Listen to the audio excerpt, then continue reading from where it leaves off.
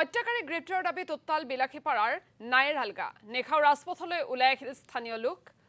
যোৱা 16 ডিচেম্বৰত বইজেৰ আলগা পঞ্চম খণ্ডত সংঘটিত হৈছিল লোমহৰ্ষক হত্যাকাণ্ড। দশম শ্ৰেণীৰ এজন ছাত্ৰক নৃশংসভাৱে হত্যা কৰি দুৰ্বৃত্তই পেলাই থৈছিল পথাৰত। এই ঘটনা সন্দৰ্ভত দুজনক গ্ৰেপ্তাৰ কৰিছিল আৰক্ষীয়ে, কিন্তু ৰাইজৰ অভিযোগ মূল অভিযুক্ত আজিও মুকলি আকাশৰ তলত। সেয়েহে ছাত্ৰ হত্যাত অভিযুক্ত গ্ৰেপ্তাৰৰ দাবীত নেখাও উত্তাল হ'ল বিলাসীপাৰা। বইজেৰ আলগা পঞ্চম খণ্ডত যোৱা 16 ডিসেম্বৰত আমাৰ এই পঞ্চম খণ্ডত এজন সুজালালী ল'ৰা ৰমজান আলী নিৰ্মম হত্যা হয়।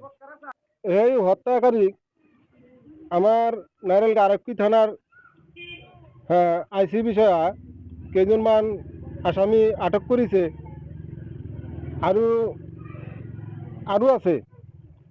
তো সেইকেইটাতো এই মুকলি আকাশৰ তলত ঘূৰি ফুৰি আছে। ৰমজান আলী হত্যাৰ আন্দোলন কৰি আছো।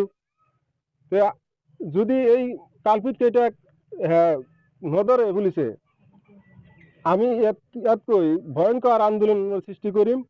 আৰু আমি নাইরেলগা আমার আরক্ষী থানাত আমি তাতো আন্দোলন করিম বা আমার আইসি মহোদয়কে আহ্বান জানাও যাতে এই আসামি কেইটা মুকলি আকাশৰ তলত ঘূৰি ফুৰি আছে, এইকেইটাক অতি সোনকালে কৰায়ত্ব কৰাৰ কাৰণে আমি ৰাইজৰ তৰফৰ পৰা আহ্বান জনাইছোঁ।